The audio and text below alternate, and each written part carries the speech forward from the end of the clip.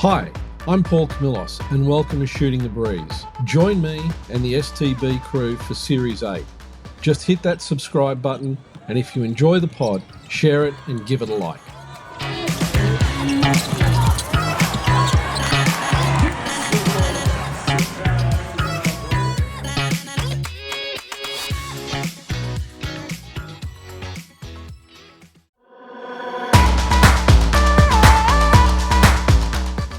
Like, especially the term she plays the right way, like that means a lot to me. And just like, you know, when people always comment on like the energy I bring and I don't know, I think hearing people talk about the stuff that I really pride my game on and stuff that makes me proud, makes me really happy, that kind of that's what people are taking away and noticing from me, and it just kind of fuels me to keep on doing it. Welcome to Shooting the Breeze. I'm Paul Camillos, and today I'm joined by Issy Morgan, DP at the Flames, who has been absolutely lighting it up in the WNBL this season. Issy, welcome to the show. It's great to have you here. Thank you so much for having me, Paul. So excited. Awesome. Okay, first up, DP for the Flames. What's that like? You know, hometown girl playing for Sydney. Yeah, it's super exciting. I think that was always a big goal of mine.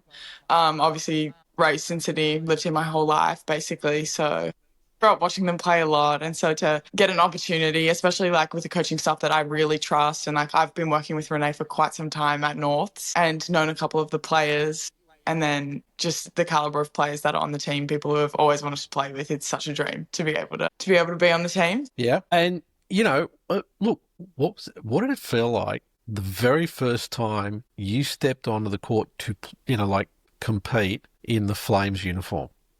It was honestly, for me, it was just pure nerves and adrenaline. Like, I was so nervous. And even in the preseason tournaments, like, I was so nervous. And I kind of just always say to myself whenever I'm nervous, like, channel all your energy into defense. Like, when you come onto the court and you are, like, playing ferociously defensively, then, you know, you can kind of switch into game mode and all the, like, white noise, outside noise kind of goes away. But, yeah, I was definitely nervous. And you can probably see in the way that I play in the first couple of games of the season, I was battling some nerves there. But, yeah. Look, I mean, you say that, but then, you know, you played that game against Bendigo and it was like 12 points, 5 rebounds. It's like, it doesn't quite, I mean, I hear what you're saying, but it doesn't quite vary up when you see numbers like that. No, I know. I definitely kind of found my footing as the games went on. You get a couple of games under your belt, you prove a couple of things to yourself, like, no, like I belong here. I can really compete at this level. So, yeah, the coaches and my teammates really helped me with that. And just the way that we compete at training every day is just like really prepares you for the games, even like as a rookie. So I think that's super cool. Now, I kind of wonder, you know, how you find like the energy from the rest of the team actually helps you. Massively. Yeah. I think our team is full of really competitive girls, and I think it always starts at trainings. Like, our trainings are so competitive. Like, when we're flipping our jerseys and we're playing against each other, it's like we're battling out there, and it's so much fun, and it is so cool to be a part of. So it's so nice to then like have them all on out, like us all be on the same side when we go out, play a game. Like, everyone's like, when Lauren Nicholson gives like a foot stomp, two-handed fist, like just everyone gets really excited. And like Unique Thompson as well is like such an animated player to play with. She gets so excited, gets so loud, like just everyone's really emotional and like just excited to play, which is really, really fun to play with. So you've mentioned Unique, and I want to touch on this really quickly. We've heard through the grapevine that off court, she can be a bit shy. Is that the case? Because you see her on court and you kind of like go, really? I don't know about if I would say shy, like probably, maybe. I think in our team, it's very easy for people to come out of their shell, which is what I found. Yeah. It's like, which was so great for me as a rookie. So I think Unique is definitely out of her shell, but yeah, she's definitely not as animated off the court as she is like when she gets the N1, stuff like that, for sure. Yeah, you can definitely see that on the court. Yeah, but she's so funny off the court as well. She's hilarious. I love her.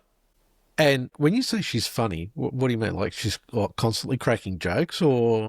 Not even jokes. It's just her responses to things, and she just like has like just the way she, like, her body language, the way she does things is literally hilarious. She also makes jokes. She's like, I wasn't even trying to be funny and everyone just laughed at me because she's just like a naturally like, I don't know. She's so smiley and happy as well that it's like pretty contagious. Look, having people like that on the team's obviously got to be a real bonus. You know, always having someone who's kind of up, but also understands that, hey, you know, when we get down to business, we're down to business. Yeah, definitely. So I suppose one of the questions, and, you know, I haven't really sort of found anything to talk about this, right? How'd you get into basketball? How did I get into basketball? Yeah.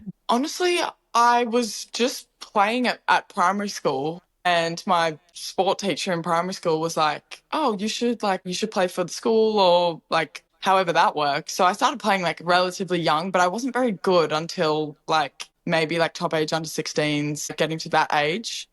Okay. And like I don't have like a basketball family. Like my mum played a little bit, but my dad literally didn't know a single rule. My two older brothers were more AFL boys. So it was me and my little brothers who really started getting into basketball. So that's been a really cool journey. Cool. It's funny because sometimes we've talked to a lot of players, and sometimes they're like, "Yeah, we started off in netball, but when we went to basketball, they'd been in basketball all the time, will literally come from something totally different." So I always find it really interesting to find out how you got into basketball. Yeah.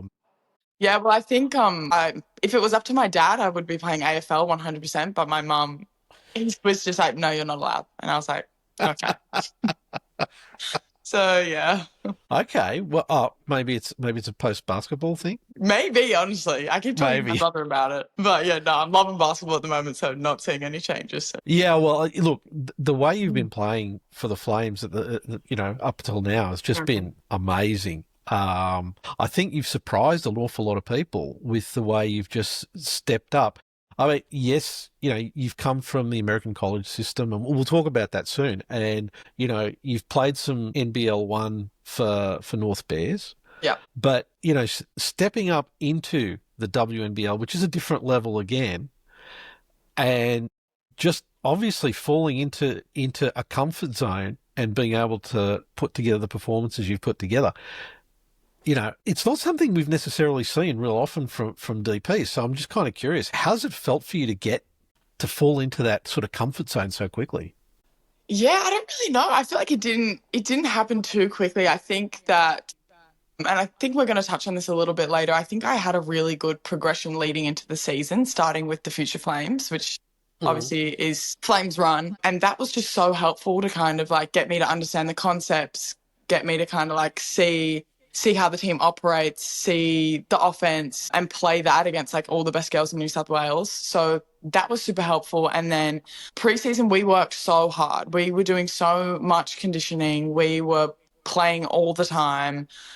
So much one-on-one, so much just like good gritty basketball. And so I think we all kind of felt like we were playing really good basketball, or at least in really, really good shape before the season started. So that again I felt like I had a really good preseason. I put in a lot of effort, a lot of work to kind of like build my confidence and build my game to be ready for the season. And then the first couple games I was definitely pretty nervous and kind of like started to come back into my shell a little bit. And then that's where I think it's so important to have teammates, to have coaches be like, no, like, where is the girl that you were in preseason? Like playing confidently, playing aggressively. Like we need you to be that. And so then you kind of just try and like let things go. Like you think that you need to be someone else when you're playing professionally, but it's no, you don't need to be anyone but the best version of you. Like don't try and change your game, don't try and like play passive. You can't play to avoid mistakes, like, because that's not where my energy comes from. My energy comes from being assertive, aggressive, particularly defensively. Yeah, it's been a lot that's come into helping me build my confidence and just play without overthinking, for sure. Yeah, quite often we've heard people say that it's easy to kind of get into your own head, and you gotta work on staying out of that place, but also having the teammates to be able to sort of help you stay kind of like zoned in on where you need to be is a really big help. So out of the whole team, who are the ones that, you know, have really helped you the most?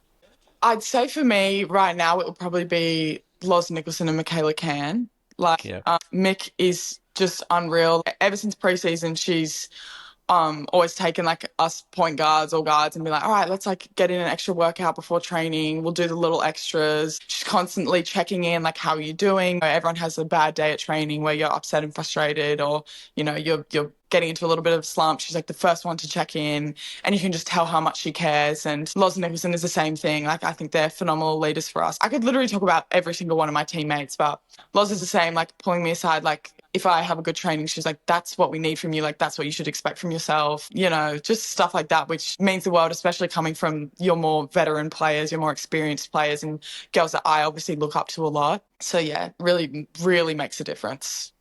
Do you find that as leaders, they're kind of like, they work well together to kind of know, because, you know, sometimes leadership, when you've got like a couple of key leaders in a team, sometimes, and it's not intentional, but there's kind of crossovers, right?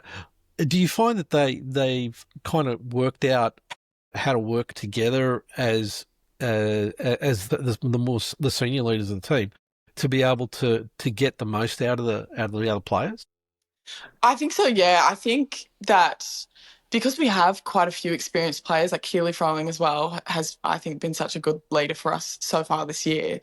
I think it's pretty clear that everyone kind of knows when to step in, when they need to say something, when it's time to like lead by example versus what to say in a huddle, what to say in the locker room, kind of just, and the standards that we build as a team. Like, they're really good at, one, upholding that, and then, like, I guess playing to their strengths as leaders, because they're all a little bit different, but obviously very aligned, which I think is really cool. So I think they do a great job, like, kind of sharing the load, I guess. And I think we have a team full of professionals as well. So everyone's so bought in. Everyone wants the best for the team. So it's a very team first mentality. So I think there's a lot of great leadership on the team as well. Like, and especially like emerging leadership as well, I think, which is super cool. Yep. But yeah, no, I think our experienced players have been doing a really good job. And again, you touched on a few things there, which resonated for me, because in the post-game presser in the Townsville game, one of the things I asked about the amount of change that's been happening in the team. Yeah. And one of the things that Keely was very clear about was that she's been in teams where there's been a lot of change and the teams implode. Yeah. Because they just can't cope. And what she was saying is that that's not the case with this team. This team is really, everyone on the team is supporting each other to be able to build each other up to get to that next level, considering all the change that's been going on, you know, roster changes. I mean, you know, you even started with one of the originally signed players not being able to make it. So yeah. There's been a lot of shifts in that space. How do you see that? I think it honestly started with what we were all recruited for. And even when I was on the phone with the coaching staff and they were harping on, we are recruiting good people. Like, we want good people on the bus. Like, we want all of the right people who are gritty, talented, hardworking, like good people. And really we're emphasizing culture. So I think that's honestly been what's keeping us together so strongly, is just the individual people. And I don't know how to explain it, like just how, I don't know what the word for it is, but I think that when you have so many great people who really enjoy working with one another, it's hard to get rocked. And we've been rocked and we've been tested a lot. And it's not to say that it's been easy or anything. It's obviously been quite a challenging season so far, but it is about that like willingness to keep going and to kind of go through it all and like still get better. You know, like there's just still so much of the season left. And I think that you can either view like the changes and the trials we've gone through as like okay, like this has just been like an awful season, like so much has happened, like we're so unlucky, or it's okay, like we have this new start right now, like we're going to build and keep getting better and better and better. And I think Renee has done such a fantastic job stepping up into the head coaching role to like fuel everyone with confidence, with motivation. And yeah, and everyone has the character to respond to that kind of adversity, which I think is so important. The adversity that you're talking about, a lot of teams don't really cope well with it. Yeah. You know, and one of the things that I was watching on the weekend, you know, watching the bench, you could see everybody still had their head up. Yeah. I mean, even you were on the bench and you were up there and you were like egging the team on. You were really, giving as much support as you could. Yeah. And that's one of the things, looking at it from the outside, you look at that and you go, this is not a team that's gone, okay, that's it, we're done for this season. This is Oh, a yeah, team that's looking at it going, there's still plenty of opportunities. absolutely. 100%. And again, you look at the ladder, it wasn't that long ago that Canberra was, down in the basement. Great example. Exactly. A couple of wins, a few results that go the right way, and everything's tipped on its head. So, the potential for the Flames to be able to get back up there with a few wins and a few different results going the right way is very possible. Definitely. Now, one of the things that I think people kind of forget is you were in high school during COVID. Yeah. How'd you find that? Because obviously, you're an athlete, and you're finding that all of a sudden all sorts of stuff is just not able to happen. Yeah. Yeah, it was awful, honestly. Like, I literally remember driving. I think we were supposed to drive to Maitland, or we had just started driving to Maitland for an NBL 1 game, and I was in year 12 at this point. And then we just get a message being like, the game's cancelled, and then after that, the whole season is cancelled, and then all of sports cancelled, and then we're taking online classes, and it was just... In the moment, it's pretty cool because it's like, oh, I don't have to go to school. Like, I can take class, like, from my room. Like, this is awesome. And then it's just like, I'm sick of this now. Yeah, I'm guessing it didn't take too long for you to get sick of that. Not long at all. Not long at all. So during that period, what sort of things did you do to try and keep yourself active? Because, obviously you would have been, after a while, you would have been climbing the walls. Yeah, 100%. Well, our NBL 1 team was so good because we would do like Zoom hit workouts as a team, led by Renee. Okay. And some of our other players, which was so cool. So that was fun. But other than that, like, we have a little home gym in our house that we like built from Aldi equipment and stuff like that. Yep. So my brothers and I would get in there a little bit. But once again, I wasn't lifting too much before I went to college, so I wasn't too sure what I was doing. So, yeah, I don't think I probably came out of COVID a better athlete than I was before. For sure. So that was definitely a learning point for me. But yeah, because I know some people have pretty cool stories about how they, handled the COVID workouts and whatnot. But yeah, I probably didn't come out on top for sure. Okay, so you didn't take up baking like so many other people did during COVID. No. I wish I did. Honestly, I wish I did. Should have learned a good skill or something. But honestly, it feels so weird. I don't know if you're the same, but I honestly don't even have that many memories. Like, I feel like I've forgotten so much of that period of my life because it was just so like stagnant, and you were, like, every day was so similar. And it was right before, like, now I've had 4 years at college. It just feels like that was a fever dream. Like, was that even real?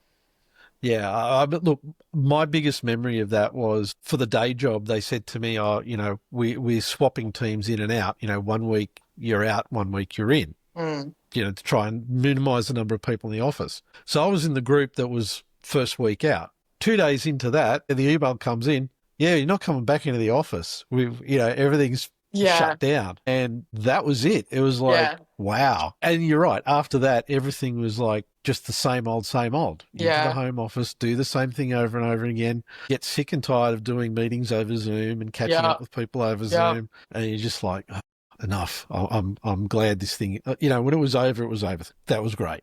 Yeah, thank goodness. Don't miss that time period whatsoever. No, but I mean, I found it interesting that you're saying that Renee was doing, Zoom hit workouts. So how did that come about?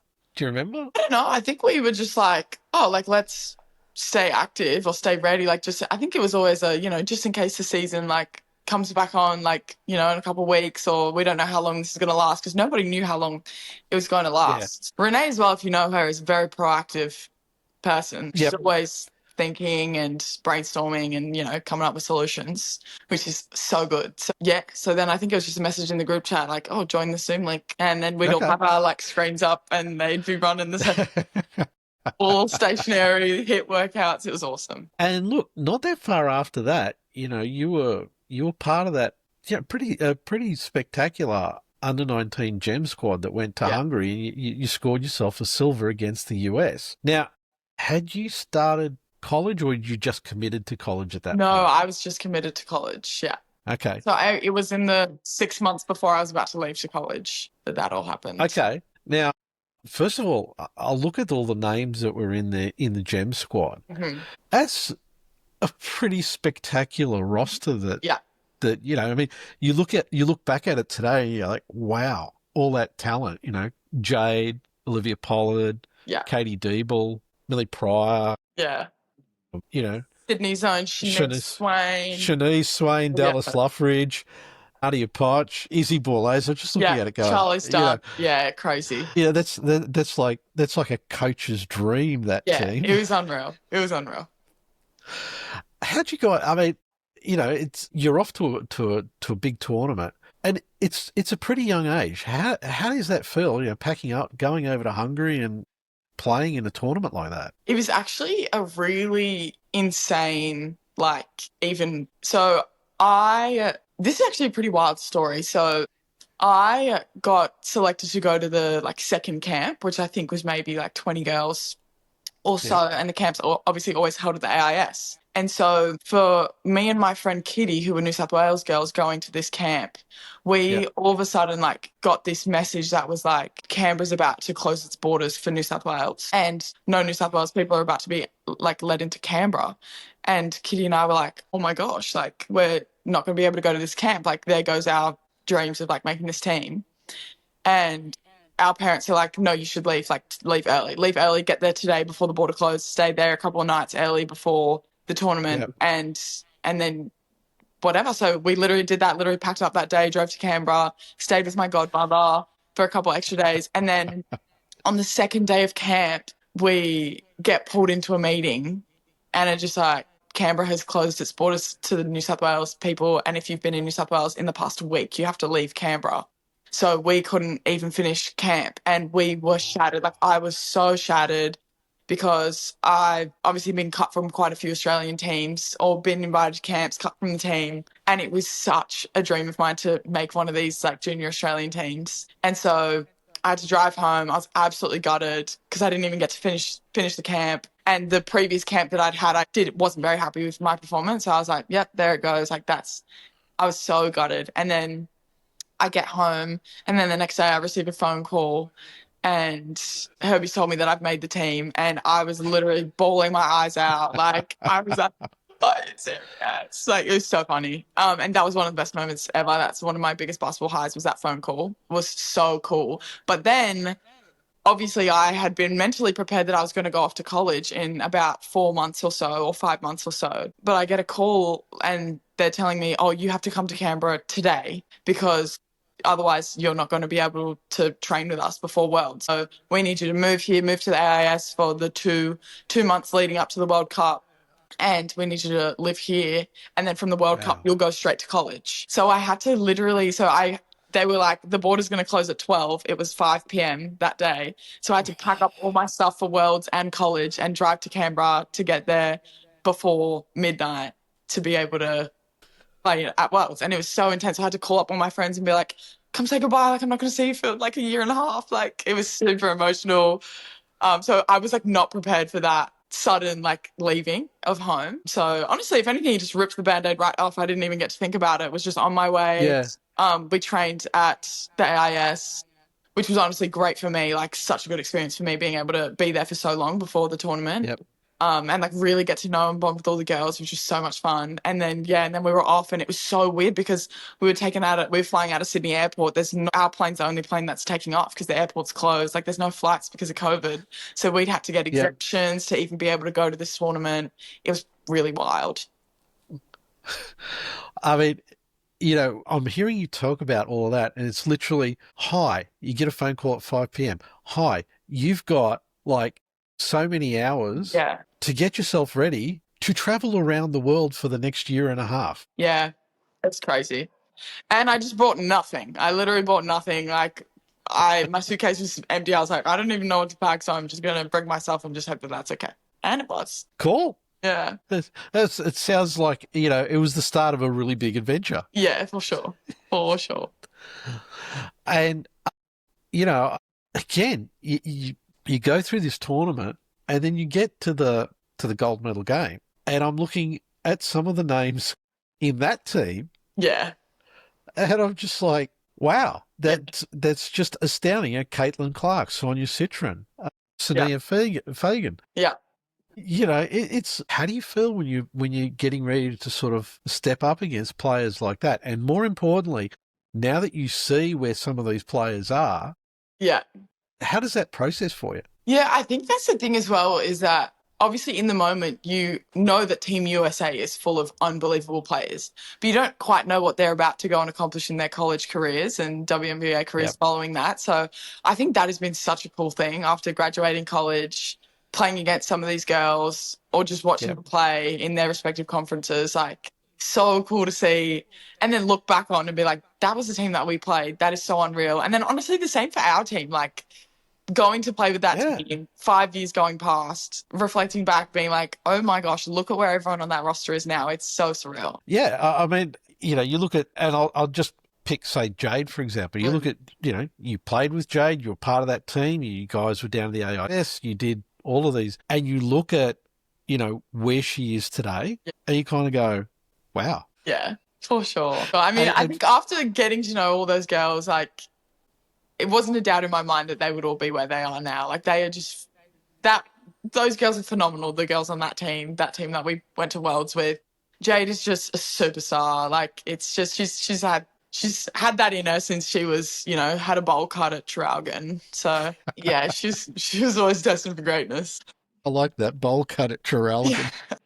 But, I mean, look, to be fair, I think there's a lot of fans from Sydney who've watched you, play this season particularly, and they just, to a lot of people, right, I think it's like, wow, we've got this is a DP who's performing like this. So I think it's quite surprising to them, and I don't think if they really understood your whole basketball history, I think one of the big questions people would be asking is, why is she a DP? Yeah, because there's an expectation that a DP is somebody who's going to sit on the bench for a long time, get a couple of minutes here and there, and develop. And because of circumstances, bang, you've stepped up and you've delivered the goods. Yeah. At the very beginning of the season, did you expect you were going to get this many minutes? I kind of didn't want to think about what to expect, but it was precedent in our team that every single minute was earned. Like, there's no predetermining who's going to play. There was no predetermining who's not going to play. Like, everything was up for grabs. And I think I put myself in a really good position by the way, I went about preseason. I thought I had a pretty good preseason. And then, I think I just kept allowing the coaches to trust me a little bit more by slowly proving myself on the court, like starting with smaller minutes and then doing really positive things in those minutes, actually contributing. And then that helps me build my confidence as well to then, but I don't think Renee and the coaching staff ever made me feel like I wasn't like a player, if that makes sense. Like it didn't feel like there was this separation between like DP and roster player. It was like, honestly, like the opportunity is there. Like the opportunity is there. Like, if you take it, you're going to like get everything that you've earned, which is a great position to be in. So there was honestly like no expectation of myself. All I thought to myself was literally just work as hard as you can, put all your effort into this, and we'll just see what happens. Okay, because like a few weeks back, we actually recorded the podcast, did it live from the Key Centre, where we had Vanessa Panousis and CP on the pod as well. Yeah. We were talking about it. Now, I want to play you a clip. One of the other players that's really impressed me, just the way she stepped up when she's needed to, is Issy Morgan. She's a stud. She is. Again, it's always great bringing college players back, Sydney players back. She's we're lucky enough to have her, and I think we're hopeful that she's going to have a very, very long Flames career. She comes in, she plays the right way, but she's tough. Watching her, she had some tough assignments in the last game. Yeah. And again, I think she doesn't shy away from defending good players with toughness and physicality, and she's knocking down her shots too. So yeah, she's great. And we've had some injuries in that spot too, right? Yeah. Like the Grace news, and then Olivia's dealing with concussion. And so a lot's been kind of pushed onto her to, as a point guard, hey, come in and run some of the offense. Like, that's not an easy thing as a rookie in a team that's under pressure to win some games. So, So, I mean, there's recognition of what you're being able to deliver for the team for this season, and hearing CP's take on how you've had to step up, particularly, due to injury and the defensive effort that you've been bringing in as well. How do you feel this recognition helps you, feel about your performance?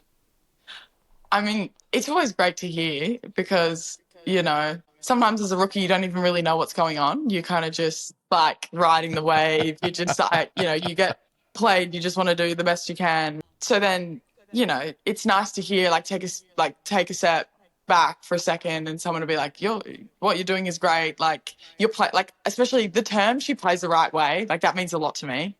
And just when people always comment on the energy I bring, and I don't know, I think hearing people talk about the stuff that I really pride my game on and stuff that makes me proud, makes me really happy, that's what people are taking away and noticing from me. And it just kind of fuels me to keep on doing it. And especially when it's people like Renee telling me this is what we need you to do. This is great. Keep doing this. Keep doing more of this. It's just that's the stuff that fuels you with confidence, especially when it's the stuff that I love doing the most. And it's just so fun to play that way, and to have people also like the way you play is really, really cool. And, we've actually spoken with your assistant coach at Davidson, James Jansen, a couple of times. We've had him on the pod. He's a great guy. Yeah, he's the... How was the college experience for you? Oh, I honestly could get emotional talking about it. There's a reason I'm wearing this Davidson College shirt right now. Davidson is so, so special to me. Always will be. I couldn't have picked a better school. The coaching staff, the girls I played with, just top-notch human beings. I think you hear a lot of horror stories about, people who go to college, certain college systems that are super scary, super intense. There's a lot of ways that going to college can go. Yes. But I think I just came out a better person, a better player. There was a lot that I experienced. Every single season was so different, and just the way my mindset grew, the experience it gave me as a basketball player is definitely what's, helping me this year as well. But I'm still so close with, that whole coaching staff, all the girls that still play. I tune into every game. It's just, I absolutely loved my time at Davidson. Now, one of the questions I've got to ask, and I get to ask this a lot with players who've done the college thing. You've gone from Sydney as a city to Davidson, which is not such a big place. How'd you find that, that shift from, big city to a smaller centre? Honestly, Davidson is a small school, but I think to me, moving from another country and, that whole process that led up to me moving was super overwhelming. So I think when I got there, it felt massive at the start. I was like, this place is huge. I don't know a single face here. I don't know any of my teammates. Everything was so new and exciting. And I think I'm so glad that I didn't go to a bigger school, because Davidson just felt so familiar, so much like home so quickly, which, I just loved. I love the community of Davidson, the people who get around our games. There's a host family program. I have a host mum, Amy, who I adore. And she took care of me while I was so far away from home. So yeah, it was nice moving to kind of a smaller area where, you can get to know so many people so quickly and feel like you have such a good relationship with so many people around you, because it's not just massive, I'm never going to see this person or know who this person is. You get really familiar with things really quickly, which I personally love. I'm a big community girl, love to have a home base, feel like a place is my home. So Davidson was perfect for me in that aspect. And, it's become a bit of a destination for Australians. Absolutely. What do you put that down to? I mean, first and foremost, it's got to be attributed to James. Yeah. I think, you know, he knows the Australian basketball landscape and knows how much talent there is in Australia. So he's obviously very willing to go recruiting there and bring players over. And then I think it just starts with one Aussie having a really good experience there that just like as another Australian, you just think, I want that experience. Like, that's so exciting. And I think it's so funny, like, when you talk about looking at that under-19s roster, like, at that tournament, I was committed to go to Davidson, Millie Pryor was committed to go to Fordham, and Charlie Dunn was committed to go to Virginia Tech. And then all three of us wound up at Davidson and were able to play together, which is just awesome. And, you know, I slowly brought Millie over, and then Millie slowly brings Charlie over. So it's definitely a combination of the coaching staff and us as teammates being like, I think you'd really like it over here, like, come for a visit. So yeah. And you know, you mentioned that you've still got girls that you played with who are still on the roster, and you're watching the games a lot. Do you still keep in touch with them? And yeah, big time. How do you guys keep? Yeah, big time. What's Yeah, that like? for sure. It's awesome. Like, especially like Charlie Dunn and Katie Donovan were probably some of my closest friends. You know, and I played with them for quite a while. So they both are having unbelievable seasons so far. And yeah, so I'm texting them all the time about the games and just about life. And, you know, I have a lot of the girls there like checking in on me, and I'll check in on them. And obviously it's so busy, so I'm not texting them every day, but I'm always locked in watching the games. I'll text the coaching staff before a big game or after a big game. Yeah, I still hop on FaceTimes with Gail, James, everyone. Yeah, I still feel really connected and close to that place. I got to say, that's one of the things that came across, you know, in the couple of conversations we've had with James. It seems like it's a pretty tight-knit school. Like, yeah. the players are really tight. And I've seen some footage of the fans at games. They're pretty off the dial.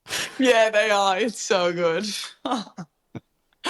It is unreal. Yeah.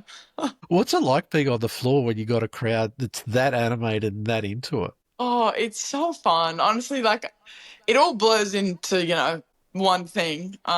Yeah. At some point, but no, it's so much fun. You just have people, you're just playing a game and then you hear someone yell out something that's just so rogue, and you're just like, oh my God, it's so funny.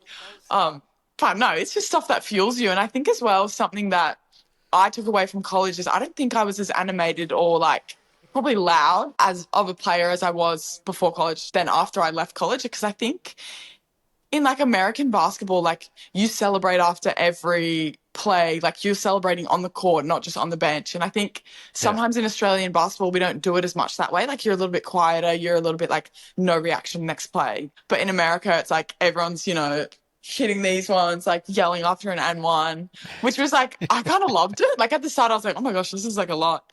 And then I loved that kind of energy. So I think I've definitely brought a little bit of that back with me, which I'm not mad about. So, yeah. I don't know. You definitely have, because you can see that on the bench over the weekend, you know. Definitely. But you said something there which I just want to go back to for a sec. You said sometimes you hear things from the crowd. You know, now, I've never been on a floor in front of a crowd like that, but can you really pick out specific comments? Yeah. Especially, like, there's a couple people at our home games who, you know, it depends. Maybe it's something they're having a word at a ref or something like that. And it will just make you giggle, and you just got to keep playing. And then sometimes you'll be playing at an away game and someone will literally be like, Issy Morgan, you, blah, blah, blah. And I'm just like, well, and you got to pretend that you didn't hear it. But it's yeah. Haven't had as much of that in the WNBL, actually, but yeah. Yeah, no, I think the crowds are a little bit, dial it down just a little bit. Yeah, it's different because there are some hostile crowds, but like it's just fun. Like it's good fun. But I think it's all part of it for sure. I think that whole college environment is kind of, we don't have anything like it. No matter what sport, we've got nothing like how tribal college gets. Yeah, it's crazy. And I don't think anybody, like, I never really understood it until I watched a college football game between two colleges that absolutely hated each other. And you just look at it and go, wow. Yeah. No, it's different. It's so different. Like the crowds at college sports and the, supporters of college sports was so cool to experience, like, especially like going to other schools or going to bigger schools. And the football thing as well is just like, it's next level. It's so unreal. So yeah, that. It's a very good sporting culture they have over there for sure. Did you get into any football games? Yeah, I actually like really got into football while I was over there. My boyfriend as well. I actually am still dating a boy from Davidson, Cool. and he plays football. So I'm like actually quite a big football fan now. All right. Yeah. Okay, because I actually like the game. I really like. I thought it was so boring when I first started watching it. I was like, this is so slow. This game is taking forever. Like, this is just not fun. And then, yeah, you get into it and there are tailgates happening and there's just so much like else around it. And then you start to understand the rules a little bit more, and then you'll like see a cool catch or, something like that. And it's really easy to get into. Yeah. Yeah. I think one of the things that's different with American football to football here in Australia is, here in Australia, you're there to watch the game and just watch the game. Mm. In America, you go to a football game, and I mean, I've even been to a couple of NFL games that have played here in Sydney. Mm. It's not just about the game. It's about the hanging out with your friends. Yes. Yeah. Everything. It's a whole thing. It's a whole thing. It's a pre-game event, and then there's an after-the-game event. You're all with your friends. It's so social. It's so much fun. Yeah. Yeah, that's the thing. It's not like you watch the game, you leave. Yeah. There's so much more to it. 100%. Yeah. Now, we did get in touch with James. Yeah. One of the things I needed to ask about, and how exactly this came about, right? Why are you known for losing things? Oh. I don't know why I didn't expect it to go in this direction. Yeah, it's all false rumors, honestly. Like, people just... No. That has been a real Achilles heel of mine. Or, like, whatever that saying is. Is that the right saying? Yeah, that's the one. Yeah. And I don't know what it is. But particularly when it comes to passports, it's passports, phones, drink bottles. I think I'm going to say my top 3. So we've got back from an away trip, and then my head coach Gail actually found out how to leave video voicemails, and she sent the funniest voicemail, and I opened it. She was like, "Hi Izzy, where's your passport? Do you know where it is? Do you know where it is?" No. Because I know where it is, and I'd left it on the airplane, and luckily they like sent it back to me. But it's been such a problem. Like, I lose my phone all the time. I just leave it places. I forget to bring it places. So then sometimes I'm hard to get hold of. And there's just been a lot of stories of people heroically finding my things and me not even knowing that it was lost at the time that the thing was found. I've gotten a lot better though since I've been home. I've had the same phone since I've been home this whole time. That's good. Yeah, so that's good. Good start.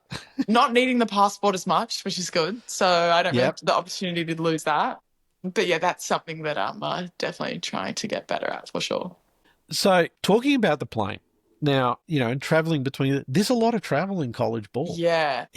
Like, what's it like traveling so much? Yeah, like the schedules are really hectic. Like, I think the college season is one of the most hectic things I've ever been a part of, but it's fun as well. Like, it's just, I think traveling with the team is so fun. Like, it's so hectic. We'll get back so late at night. If it's a bus drive, if it's a flight, and you've got class, you've got an 8 a.m. class the next day that you have to go to. So it definitely gets really intense. But I think like at the end of it all, like you don't really remember the hard stuff, if that makes sense. Like you don't really remember being like exhausted, having to finish homework on the bus home, or, playing like back-to-back away games, or like playing 4 away games in a row, and you get home and then you go to sleep and you're on a flight the next day. It can definitely seem like a lot.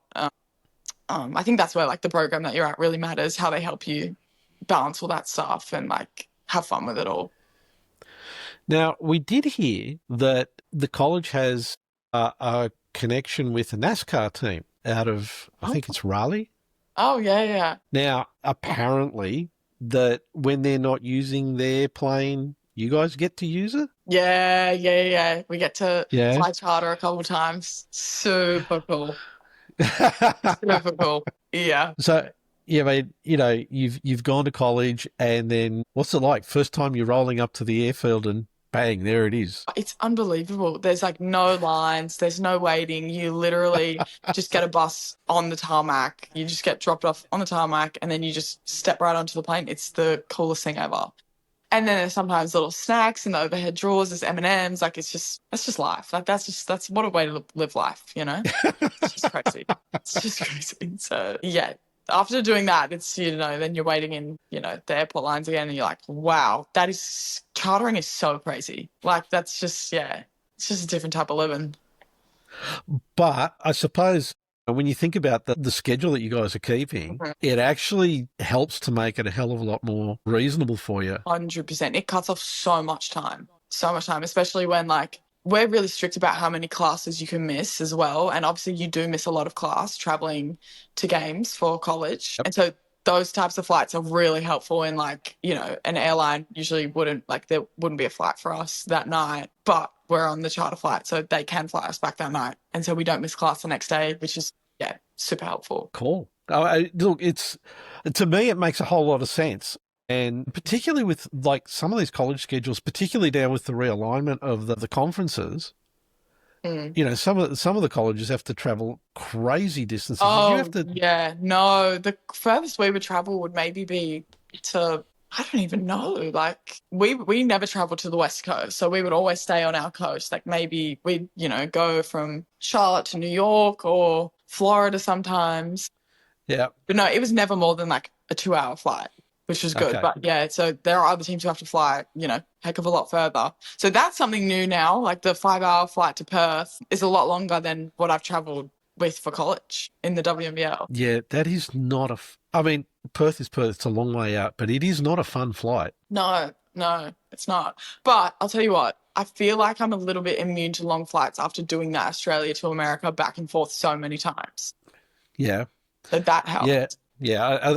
The big thing for me is, and I want to find out how you find this, that 3-hour time difference between Sydney and Perth, during daylight saving. I love it when we go to play at Perth because essentially you actually just get 3 extra hours of sleep. It's not as fun when you come home, but it's amazing. Like I personally really love it in the sense like when you go to Perth, it's not like I think it would be worse the other way. You get to, you're playing in Perth and then you fly somewhere else and then you've lost 3 hours and all of a sudden it's like, it's 10 p.m. in Perth, but it's however, I don't know.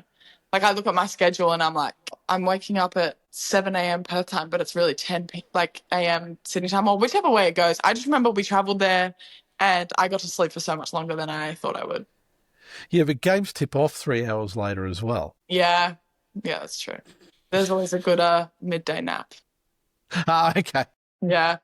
I'm a game day napper for sure. Okay. And actually we don't touch on this as much as we used to on the pod. So who's you usually room with? I usually room with Carla. Okay. Yeah, which is so fun. Love her. Yeah. And what's she like to room with? She's pretty good. She's pretty relaxed though. So she's I thought that, her being on the team for a couple of years, she would kind of know when to, get to places on time and stuff like that. But I'm a little bit anxious when it comes to being late to things. I lose things all the time and I'm kind of scatterbrained in that sense. But when it comes to being late, I'm really anxious about it. But Carla's really relaxed in that sense, which is funny. So I'm like, do we need to be somewhere? And she's like, no, we've got time. And I'm like, okay. So she's nice, but we also have very similar sleep schedules, which is good. We're both not really early risers, so it's nice to room with someone who's, on a similar wavelength to you. Oh, yeah. It'd be terrible if you're waking up late and you're rooming with someone who's up at 6 a.m. Exactly. Now, one of the things that James told us is that he feels that you, and I'll be honest, I see this on the floor as well, that you're one of the best leaders they've had in the Davidson women's basketball program. Very personal, which comes across in this pod, absolutely, and selfless, which, he believes is one of the key reasons, that's made your transition to a pro environment so smooth. And look, from the point of view of somebody who's watching the games and watching you play, that really comes across. Thank you. That's so nice. So, how did you find yourself slotting into that leadership role at Davidson?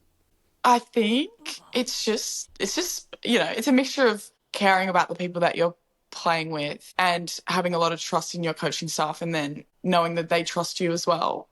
And I think that makes it really easy to like step into a leadership role when you know that people back you, they believe in you, and you know that people know that you have their best interests at heart and like you care about them first and foremost, and then, you want to do right by the team. And I think freshman year I got a lot of really good playing experience, and particularly at the point guard, like Coach Gale would like always say to me, like, my point guard needs to be my leader. So she kind of helped me build that mentality of like, if I'm playing point guard, I need to be a great leader. I need to be steady. I need to be someone people who can rely on and play really consistently and be a reliable player. And as well, like my point guard coach, Jasmine, was so helpful in being like, she's like, you need to make the game easier for everyone you're playing with. Like, that's your job as a point guard. Like, you need to make everyone's life easier, which was like great. So they kind of like gave me a lot of responsibility, but like everything they knew I was capable of doing. And I was definitely not perfect. Obviously you have, a bit of trial and error and, on the court and whatnot. But I think the one thing that was always so important to me was just having a good relationship with my teammates. And everywhere I've been, like Davidson was a very similar, like recruited great people. So everywhere that I've been, I've had the most phenomenal teammates. And I think something that's so cool about Davidson is that there's so little players that I don't think the current coaching staff has ever had a player transfer out of Davidson, which is honestly unheard of in college basketball. But it just speaks to the kind of program that it is, the kind of people they recruit, just how people love it there. And it's so challenging. The academics are so hard. College basketball seasons bring, so many different challenges. Every basketball season does, but people really love to play for Davidson. And I think so much of it is like who you're playing with, like these girls that they bring in and the culture that they build. Like, it makes it so easy to be a good leader because, I want these girls to know how much I care about them, and I like want to be friends with them off the court, and I want to have these really strong relationships with them, which then makes it really easy for that to translate to on-court relationships and people trusting me in that kind of sense. So yeah, I definitely had a lot of really good experience there, growing my leadership and my belief in myself and my ability to be really effective in a more leadership role, particularly going into junior and senior year especially. So that prepared me so much. So let me ask you, and I don't know how many people have ever asked you this, what did you do in college? I got a psychology degree, undergrad degree in Bachelor of Science Psychology. Yeah. Cool. Which is great. So I think it's loved my degree, thought it was so interesting. I'm still definitely tossing up whether to keep studying or what kind of that looks like. I've always been really intrigued by sports psychology and sport performance psychology and that side of things. So yeah, TBD on the career path right now.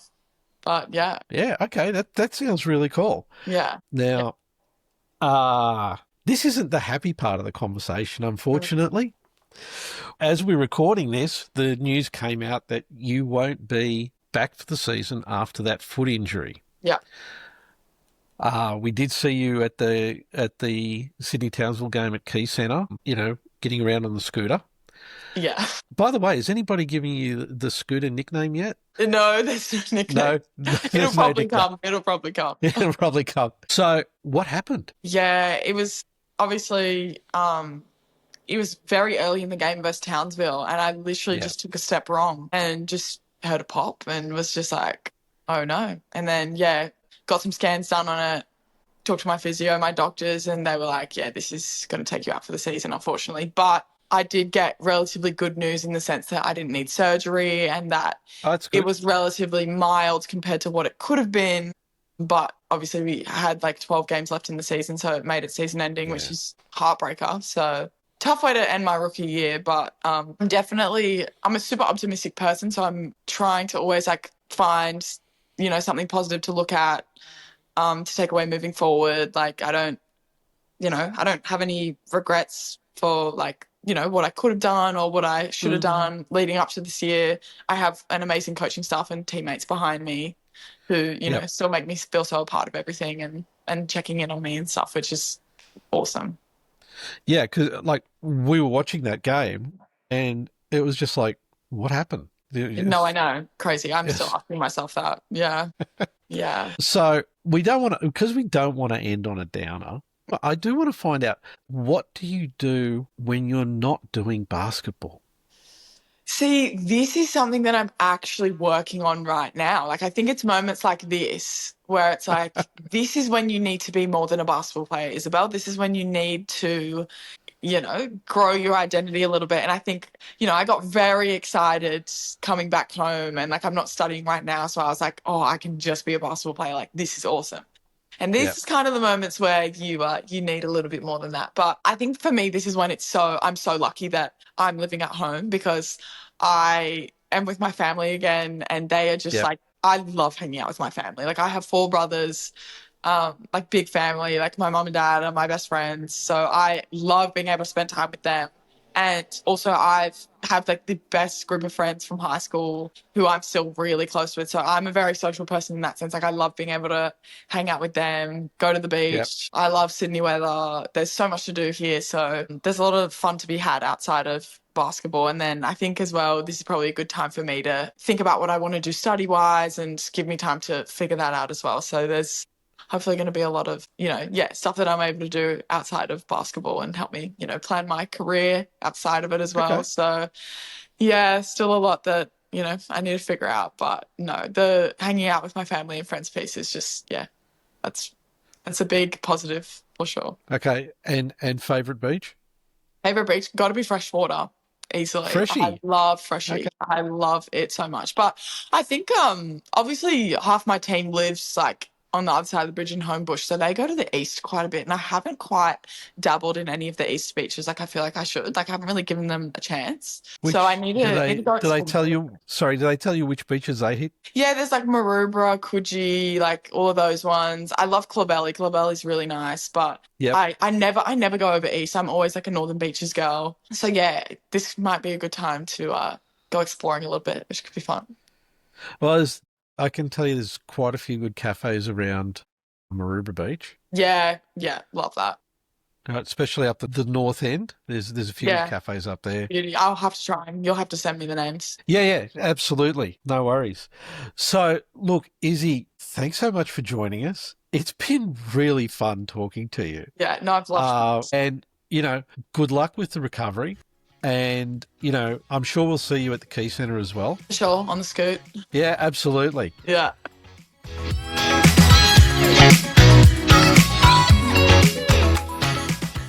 Make sure to subscribe wherever you get your podcasts so you get our latest pod. And we really appreciate if we could get a like and a review so we can extend the reach to more listeners. And don't forget, follow us on Instagram, Twitter and LinkedIn.